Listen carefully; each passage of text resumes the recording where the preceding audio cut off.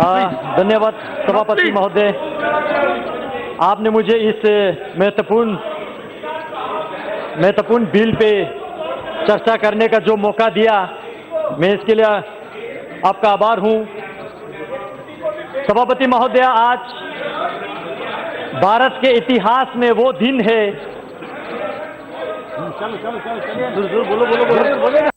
सभापति महोदय, आज भारत के इतिहास में वह दिन है जो गस्तियां पंडित जवाहरलाल नेहरू जी के लीडरशिप में कांग्रेसों ने किया, उस गस्ती का एक रेक्टिफिकेशन होने जा रहा है और हम सब इसका स्वागत करते हैं।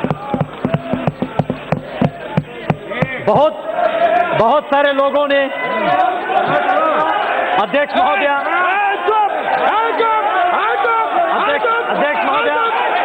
बोलने दीजिए, आप लोगों का मैंने सुना, बहुत बोला आप लोगों ने बोला, बैठिए, बोलने दीजिए,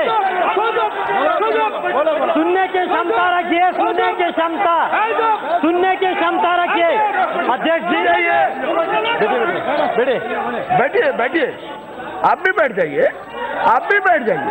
प्लीज बैठ जाइए, आप भी बैठ जाइए, बोलने दीजिए। अध्यक्ष जी, हाँ बोलिए। पूरे चर्चा को मैं अच्छी तरह से सुन रहा था और बहुत लोगों ने, मुझे खुशी हुआ, बहुत लोगों ने लद्दाख, लेह, करगिल के जिक्र किया, लेकिन मैं जानना चाहता हूं क्या वाकई वो लद्दाख जानते हैं ये लोग? आज तक बीते 71 साल, 7 डेकेड्स लद्दाख को बिल्कुल अपनाया नहीं, बिल्कुल फेंक के रखा वहां पे, और वक्तव्य दिया इसी सदन में, वो जमीन है का टुकड़ा है जहां पे एक तिनका का घास नहीं उगते हैं। ऐसे वक्तव्य देने वाले क्या लद्दाख को समझते हैं? क्या लद्दाख के विशेष संस्कृति को जानते हैं? क्या लद्दाख के भाषा को जानते हैं?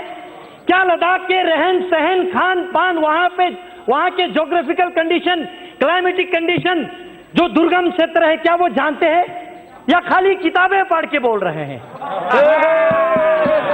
अध्यक्ष महोदय, लद्दाख ने पिछले 71 ईयर यूटी के लिए संघर्ष किया। हम भारत देश के अटूट अंग बनना चाहते थे। 1948 मई 4 तारीख को पहला ज्ञापन लद्दाख बुद्धिस्ट एसोसिएशन के तब के प्रेसिडेंट ने पंडित जवाहरलाल नेहरू जी को दिया था, तब के प्रधानमंत्री जी को।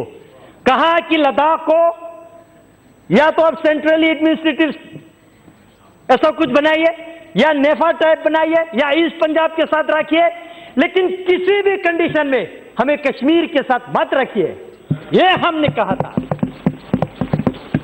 लेकिन जिनका सरकार था उन्होंने हमारे सुनवाई नहीं किया, जानने की कोशिश तक नहीं किया, और कश्मीर के नीचे आज तक हमारा डेवलपमेंट, हमारा पॉलिटिकल एस्पिरेशन, हमारा पहचान, हमारा भाषा लुप्त अगर हुआ है तो ये आर्टिकल 370 और कांग्रेस पार्टी जिम्मेवार है। अध्यक्ष जी, मैं डॉक्टर श्यामा प्रसाद मुखर्जी जैसे वीरों का, कुशोक बाकुला रिम्पोची जैसे महान व्यक्तियों का, थुप्तान सेवांग जैसे, जिन्होंने लद्दाख को यह दिशा दिया कि हमें भारत के साथ रहना है, भारत के जयकार करना है, अपने देश के लिए मत मिटने के लिए तैयार रहना है। और आज तक बहुत सारे यहां पे हिस्ट्री का रेफरेंस दे रहा था, मैं याद दिलाना चाहूंगा, चाहे 1965 के वार हो, 1971 का हो, या 1999 का हो, या 1948 के कबीले हमला का हो, इतिहास चेक करके देखिए, लद्दाख ने हमेशा बलिदान दिया, हमेशा देश के लिए मर मिटने के लिए तैयार रहा। लेकिन दुर्भाग्य की बात है, आज यहां पे मेरे साथी कश्मीर के ऑनरेबल मेंबर पूछ रहे थे, धारा 370 हटने से क्या खोएंगे? मैं एक चीज जरूर कहना चाहूंगा, एक चीज जरूर खोएंगे वहां, दो परिवार का रोजी रोटी खोएंगे और कुछ नहीं खोएंगे। सिर्फ दो परिवार का रोजी रोटी खोएंगे और कश्मीर के भविष्य उज्जवल होने वाला है। सभापति महोदय, कारगिल के जिक्र कर रहा था यहां पे और सदन को मिसलीड करने की कोशिश कर रहा था।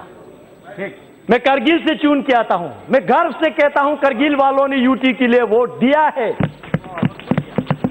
मैं याद दिलाना चाहता हूं सदन को, 2014 के पार्लियामेंट्री इलेक्शन में यूटी हमारे लद्दाख के टॉप मैनिफेस्टो पे था और लद्दाख वालों ने, मेजॉरिटी ने यूटी के लिए वोट दिया। 2019 के इलेक्शन में फिर हमने यूटी को इलेक्शन मैनिफेस्टो में लेके आया और हमने दोनों डिस्ट्रिक्ट में, चाहे बुद्धिस्ट का हो चाहे मुस्लिम का हो, दोनों डिस्ट्रिक्ट में, लेह का हो करगिल का हो, हर क्षेत्र में हर लोगों के दरवाजे पे जाके हमने लोगों को यूटी समझाया ये क्या है और लोगों ने बड़ी बहुमत के साथ आज तक लद्दाख में जितना भी पार्लियामेंट्री इलेक्शन हुआ है रिकॉर्ड मार्जिन के साथ ये सदन में मुझे आने का लोगों ने अवसर दिया। लोगों ने नरेंद्र मोदी जी के सरकार पे विश्वास किया। लोगों ने इस यूटी को स्वागत किया। आज करगिल की बात कर रहे हैं, क्या वो जानते हैं ये करगिल? मुझे इस सदन में कहने के कोई संकोच नहीं है।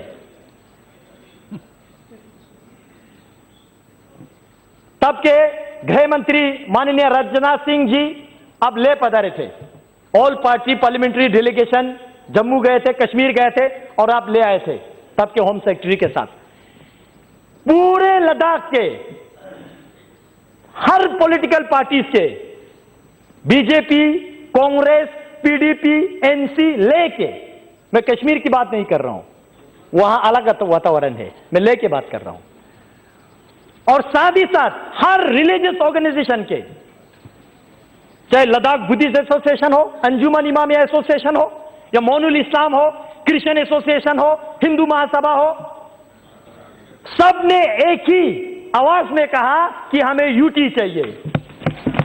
राजनाथ सिंह जी पूछ रहे थे और क्या चाहिए बोलो, और हमने कहा और कुछ नहीं चाहिए, सिर्फ यूटी चाहिए। हमने ये कहा था। आज अध्यक्ष जी सुनने की क्षमता रखिए, सुनने की क्षमता रखिए, अभी तो टीलर है, सुनने की क्षमता रखिए।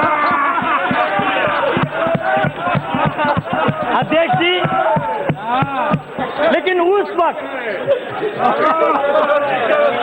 उस वक्त एक दुर्घटना हमारे साथ घटी, आज मैं इस सदन को अवगत करना चाहूंगा। तब के ले में आपके एनसी के डिस्ट्रिक्ट प्रेसिडेंट, पीडीपी के डिस्ट्रिक्ट प्रेसिडेंट, जिन्होंने यूटी के मेमोरेंडम को साइन किया, उन लोगों को आपके कश्मीर के एनसी और पीडीपी ने वहां से प्रेस रिलीज जारी करके अपने पार्टी से बाहर निकाल दिया।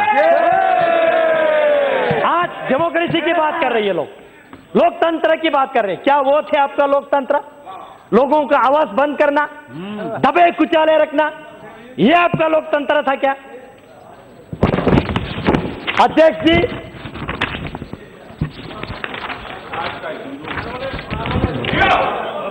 जी, मैं कल 11 बजे राज्यसभा के चर्चा शुरू होने से अभी तक मैं सुन रहा था, बहुत लोगों ने इक्वलिटी की बात किया। धारा 370 जाएगा तो जम्मू कश्मीर में इक्वलिटी नहीं रहेगा, ये होगा वो होगा। मैं सदन से पूछना चाहता हूं, आपके माध्यम से इस सदन में मैं उनको पूछना चाहता हूं जो ऐसा वक्तव्य देते हैं।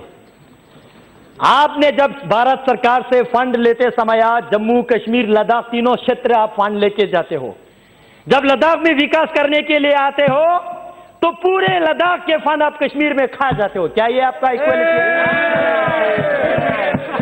क्या ये है आपका इक्वालिटी? जम्मू कश्मीर में दो कैपिटल है, एक समर कैपिटल और एक विंटर कैपिटल। मैं पर्टिकुलरली मेंशन करके मैं आपको कह रहा हूं, दोनों वहां पे सिविल सेक्रेटरीट है। आप डेटा खोल के देखिए, उस सिविल सेक्रेटरीट में लद्दाख के कितना मुलाजिम है। क्या यह है आपका इक्वालिटी? अगर आप 1000 एम्प्लॉयज क्रिएट करते हो, जॉब क्रिएट करते हो, जम्मू वाले तो खैर लाट झगड़ के कुछ ले लेते हैं, लेकिन लद्दाख वालों को 10 नौकरियां भी आप नहीं देते। क्या यह है आपका इक्वालिटी? हसनैन मसूदी जी यूनिवर्सिटीज की बात कर रहे थे। मैं उनके साथ कांग्रेस वालों को याद दिलाना चाहता हूं। मैं कांग्रेस वालों को याद दिलाना चाहता हूं, आपने 2011 में कश्मीर में आपने एक सेंट्रल यूनिवर्सिटी दिया, जम्मू में एक सेंट्रल यूनिवर्सिटी दिया। जम्मू वालों ने लाट झगड़ के दिया नहीं, लाट झगड़ के लिया। लेकिन उस वक्त मैं स्टूडेंट यूनियन का लीडर था। हमने जम्मू में जितने पढ़ाई करने वाले स्टूडेंट को रोड पे लाके इनके खिलाफ काले पट्टी बांध के हमने सेंट्रल यूनिवर्सिटी का मांग किया। लद्दाख में एक भी हायर एजुकेशन के इंस्टीट्यूशन इन्होंने नहीं दिया। क्या यह है आपका इक्वालिटी? यह है आपका इक्वालिटी? हाल ही में यूनिवर्सिटी दिया तो नरेंद्र मोदी जी ने दिया।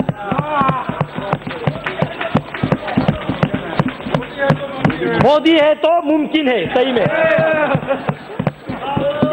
कल राज्यसभा में कांग्रेस के नेता गला फट फट के कह रहे थे कि भाई लद्दाख के साथ क्या होगा, लद्दाख के साथ क्या होगा। मैं जानना चाहता हूं अध्यक्ष महोदय, आपके माध्यम से मैं जानना चाहता हूं, जब आप 2008 में जम्मू कश्मीर के चीफ मिनिस्टर थे, आपने वहां पे 8 नया डिस्ट्रिक्ट बनाया, जिला 4 आपने कश्मीर को दिया, तो जम्मू वालों ने लड़ाई किया तो 4 देना पड़ा। लद्दाख को आपने एक डिस्ट्रिक्ट भी नहीं दिया। क्या यह है आपका इक्वालिटी? यह आपका इक्वालिटी है? आज आप कहते हैं इक्वालिटी। हमारे भाषा लद्दाखी बोटी भाषा कहते हैं। कश्मीरी आपने लिपि ना होने से भी आपने रिकॉग्नाइज किया, 8 शेड्यूल में डाल दिया। जम्मू के डोगरी उन्होंने आंदोलन किया तो उनको भी दे दिया। लद्दाख के भाषा को आज तक आपने रिकॉग्नाइज किया। क्या यह है आपका इक्वालिटी? अध्यक्ष जी, सेक्युलरिज्म और डेमोग्राफी की बात किया जा रहा है यहां पे। मैं जानना चाहता हूं, जिस कश्मीरी पंडितों को आपने इस धारा 370 के मिसयूज करते हुए लात मार के रातों रात निकाल दिया, क्या यह है आपका सेक्युलरिज्म? यह है आपका सेक्युलरिज्म? इसी धारा 370 को आपने मिसयूज करते हुए काल वक्तव्य दे रहा है गर्व से। लद्दाख में पहले बौद्ध संख्या ज्यादा था, आज मुस्लिम संख्या ज्यादा है। मैं अफसोस के साथ कहना चाहता हूं, यह आपने धारा 370 को मिसयूज करके जम्मू कश्मीर में आपने बुद्धिस्ट को खत्म करने की कोशिश किया। यह है आपका डेमोग्राफिक मेंटेन, यह है आपके सेक्युलरिज्म। अध्यक्ष महोदय, यही जिन परिवारों ने, मैं नहीं कहता हूं कि वहां पे शासन किया, मैं कहता हूं राज किया, यही परिवारों ने 1979 में लद्दाख को बंटवारा किया, बुद्धिस्ट मेजोरिटी के साथ लेह डिस्ट्रिक्ट, मुस्लिम मेजोरिटी के साथ करगिल डिस्ट्रिक्ट, और हम दोनों भाइयों को लड़वाया आज तक। यह है आपका सेक्युलरिज्म? फूट डालो, राज करो। क्या यह है आपका सेक्युलरिज्म? आज करगिल की जिक्र कर रहे थे, कह रहे थे कि करगिल बंद है। किसने कहा आपको करगिल बंद है? जानने की कोशिश कीजिए। मैं हूं लद्दाख से, मैं चुन के आ रहा हूं, आप नहीं आ रहा लद्दाख से। आप बैठिए, आप आराम से बैठिए, आप बैठिए। भाई साहब, आज तक आप लोगों ने बोला, आज हमारा बोलने का मौका है। बैठिए, बैठिए, आप मोदी शासन है, बैठिए। ये सिर्फ एक रोड और छोटा सा मार्केट को करगिल समझ बैठे हैं। भाई साहब, अगर आपको कारगिल देखना है तो ज़ांस्कार जाइए, वाखा मुलबेक शारगोल जाइए, आर्यन वैली जाइए, दर्शिक गरखोन देखिए। 70% कारगिल के एरियाज जो है, वहां के लोग जो है आज इस डिसीजन को वेलकम करते हैं, इस बिल के समर्थन करते हैं।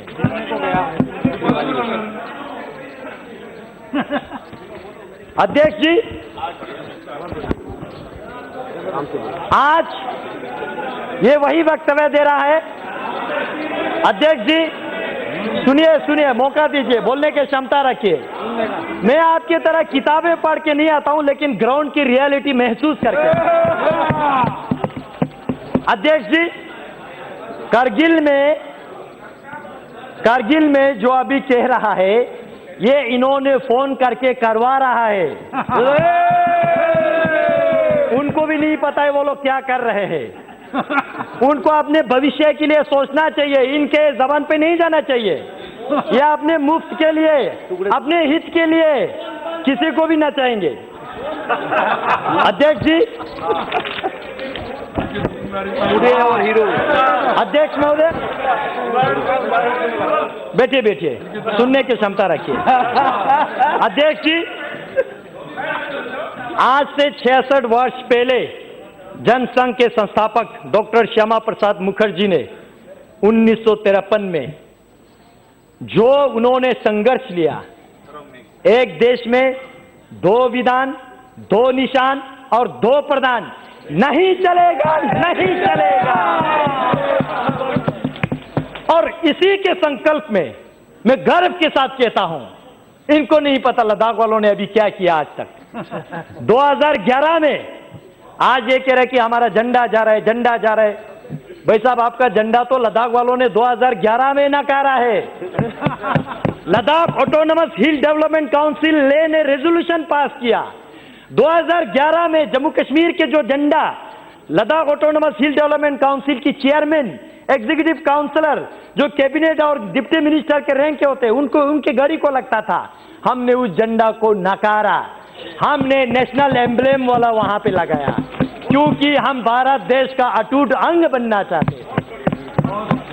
यह है लद्दाख, क्योंकि हम मानते हैं आन देश की शान, देश की हम संतान है। 3 रंगों से रंग तिरंगा अपनी ये पहचान।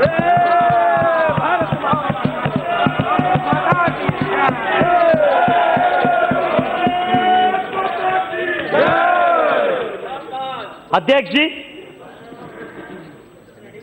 बड़े आयरनिकल बात है, पंचायत इलेक्शन में पार्टिसिपेट नहीं करेंगे और जब अपने कुर्सी के बारे आएंगे तो पार्टिसिपेट करेंगे। ग्रास रूट डेमोक्रेसी नहीं आने देंगे, लेकिन अपने घर का रोटी चलना चाहिए। ऐसा विचारधारा हम एक्सेप्ट स्वीकार नहीं करेंगे। अध्यक्ष जी, जो कुछ लोग, जो मैं बार बार 2 परिवार की जिक्र कर रहा हूं, ये परिवारें जो है कश्मीर के मुद्दा जो ढिंडोरा पीट रहा है, वो समाधान चाहने वालों में से नहीं है। They are the parts of problem.